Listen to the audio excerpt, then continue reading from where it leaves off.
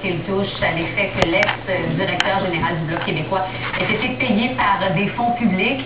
Yves, Gilles Duceppe écarte maintenant tout retour en vie politique active. Oui, c'est ce qu'il nous a fait savoir cet après-midi par voie de communiqué. Gilles Duceppe capitule en quelque sorte, lance la serviette. Alors c'est confirmé, Gilles Duceppe ne joindra pas les rangs du Parti québécois. M. Duceppe, cependant, s'est limité à un communiqué de presse. Il n'émettra aucun commentaire. Pauline Marois avec Gilles Duceppe à ses côtés au Parti québécois, vous ne verrez pas ce scénario, du moins pas prochainement.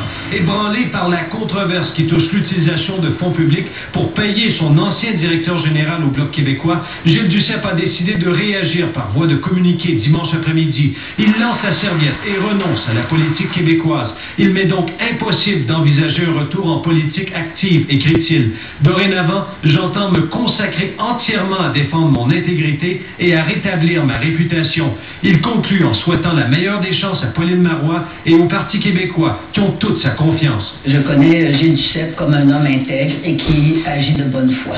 Moi, vous savez, tant qu'on ne me fait pas la démonstration que quelqu'un est coupable, je considère qu'il est innocent. Cette réaction de Pauline Marois, c'était en matinée, avant que soit publié le communiqué de M. Duceppe. Communiqué dans lequel il déclare que la gestion des budgets de la Chambre des communes alloués au Bloc québécois, c'est toujours faite de façon transparente et honnête. Mais la pratique de Gilles Duceppe et du Bloc québécois violerait les règles de la Chambre des communes. Pourtant, selon nos informations, tous les élus qui siègent à Ottawa sont rapidement mis au courant de la réglementation dès qu'ils font leur entrée comme député à la Chambre des communes. Le député se voit en effet remettre le manuel du député fédéral, un guide qui vulgarise le contenu des règlements de la Chambre des communes. Et l'un des règlements concerne justement l'utilisation des ressources. Ce n'est pas la première fois que Gilles Duceppe envoie ce coup de sonde. En 2007, il a fait un aller-retour de 24 heures pour finalement céder la place à Pauline Marois. Yves Poirier, TVA Nouvelles, Montréal.